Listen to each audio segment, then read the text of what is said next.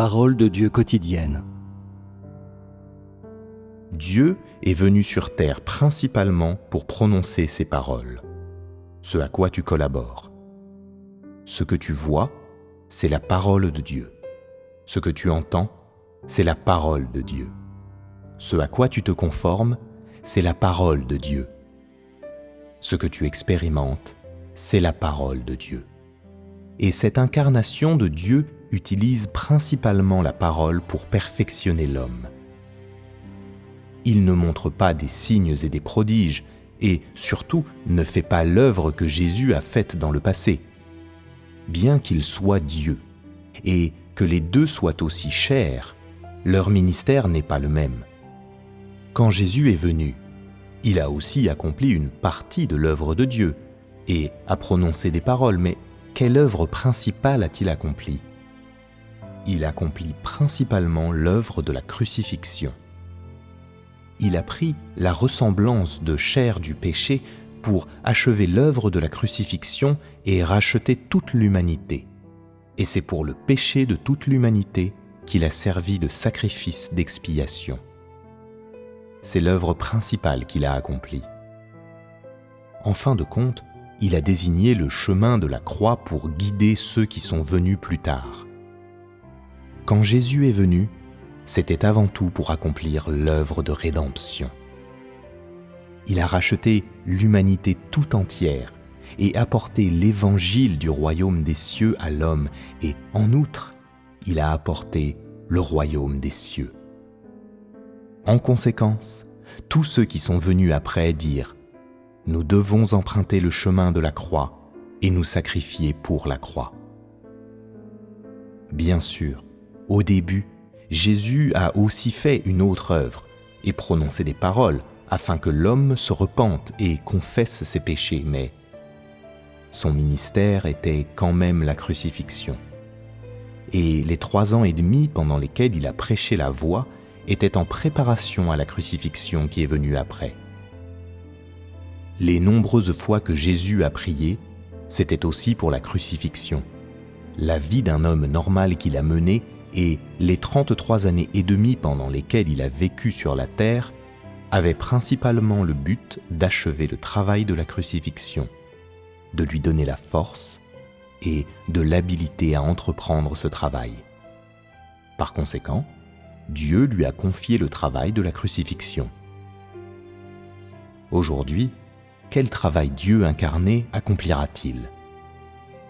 Aujourd'hui, Dieu est devenu chair principalement pour achever le travail dans la parole, apparaît dans la chair pour utiliser la parole, pour perfectionner l'homme et pour faire en sorte que l'homme accepte le traitement de la parole et le raffinement par la parole.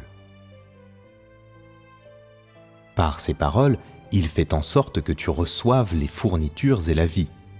Dans ces paroles, tu vois son œuvre et ses actes.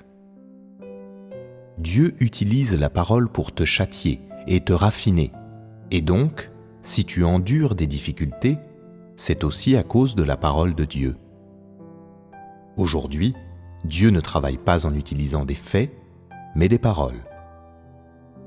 Ce n'est qu'après la venue de sa parole que le Saint-Esprit peut travailler en toi et te faire sentir de la souffrance et du plaisir. Seule la parole de Dieu peut te conduire dans la réalité, et seule la parole de Dieu peut te perfectionner.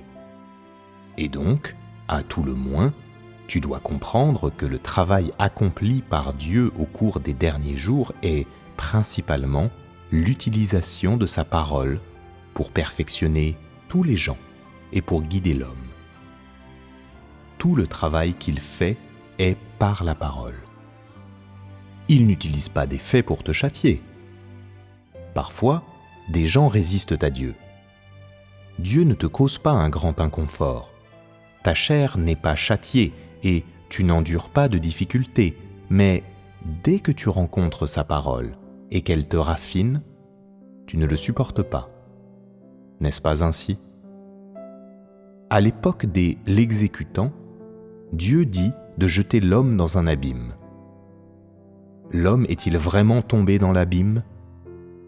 par la simple utilisation de paroles pour raffiner l'homme, l'homme est tombé dans l'abîme. Et donc, pendant les derniers jours, quand Dieu se fait chair, il utilise principalement la parole pour tout accomplir et tout clarifier. Seulement par ces paroles peux-tu voir ce qu'il est. Seulement par ces paroles peux-tu voir qu'il est Dieu lui-même. Lorsque Dieu incarné vient sur terre, il ne fait aucun autre travail que celui de prononcer des paroles. Aucun besoin de fait, les paroles suffisent. En effet, il est venu principalement pour faire ce travail, pour permettre à l'homme de contempler sa puissance et sa suprématie dans ses paroles, pour permettre à l'homme de voir dans ses paroles sa manière de se cacher humblement, et pour permettre à l'homme de le connaître complètement dans ses paroles. Dans ses paroles se trouve tout ce qu'il a, tout ce qu'il est, sa sagesse et sa splendeur. Ainsi, tu es amené à voir les nombreuses méthodes que Dieu utilise quand il prononce ses paroles. La plus grande partie du travail de Dieu pendant tout ce temps a été la fourniture, la révélation et le traitement. Il ne maudit pas l'homme à la légère, et même quand il le fait, c'est par la parole. Et donc, en cet âge de Dieu fait chair, ne t'attends pas à voir Dieu guérir ou à le voir chasser des démons encore une fois. Ne cherche pas toujours des signes, c'est inutile. Ces signes ne peuvent pas perfectionner l'homme. Pour parler clairement, aujourd'hui, le vrai Dieu de la chair lui-même parle seulement, il n'agit pas. C'est la vérité.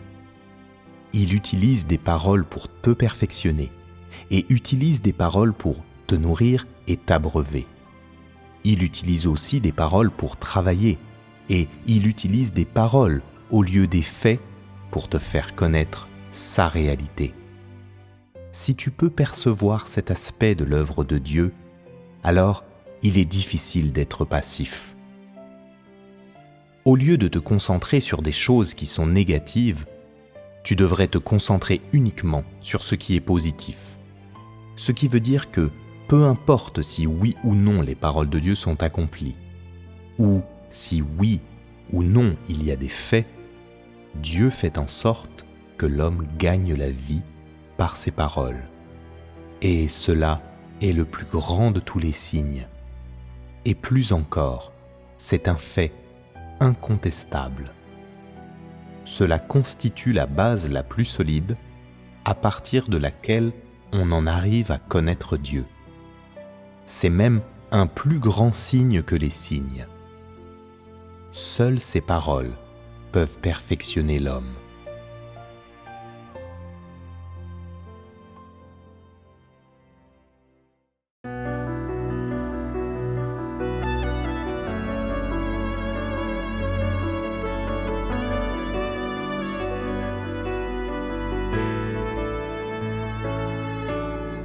Dans les derniers jours, quand Dieu se fait chair, il utilise surtout sa parole pour tout révéler, accomplir. Plus besoin de faire, les paroles suffisent, car exprimer la parole est la seule œuvre faite par Dieu incarné. Tu ne vois ce qu'il est que dans ses paroles. Il est Dieu lui-même. Dieu est venu sur terre dans les derniers jours pour réaliser le ministère de la parole, afin que l'homme le connaisse, voit ce qu'il est, sa sagesse et tous ses merveilleux actes dans sa parole. Bientôt, sa parole tombera sur chaque confession, groupe, chaque nation et dénomination. Dieu utilise la parole pour conquérir, fait voir à tous son autorité et puissance. Aujourd'hui vous faites face à la parole de Dieu. Dans l'air du règne, Dieu utilise surtout la parole pour conquérir tout peuple.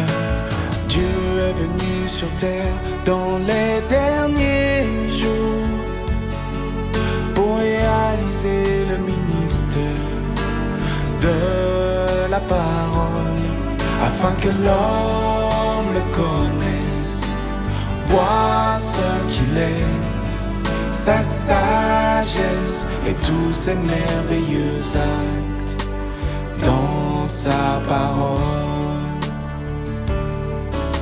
Les paroles de Dieu montreront leur puissance et autorité depuis jadis jusqu'à présent. Toutes ces paroles seront accomplies. Ainsi, la gloire sera à Dieu sur terre. Donc, en d'autres termes, ces paroles régneront sur terre pour toujours. Dans l'air du règne, Dieu utilise surtout la parole pour conquérir tout peuple. Dieu est venu sur terre dans les derniers jours pour réaliser le ministère de la parole, afin que l'homme le connaisse, voit ce qu'il est, sa sagesse et tous ses merveilleux actes dans sa parole. Tous les méchants seront châtiés, tous les justes seront bénis. Tout sera établi, rendu parfait par ses paroles. Pas besoin de signes, merveilles dans l'air du règne. Tout est fait par la parole. Dieu est venu sur terre dans les derniers jours pour réaliser le ministère de la parole, afin que l'homme le connaisse, voit ce qu'il est, sa sagesse et tous ses merveilleux actes dans sa parole.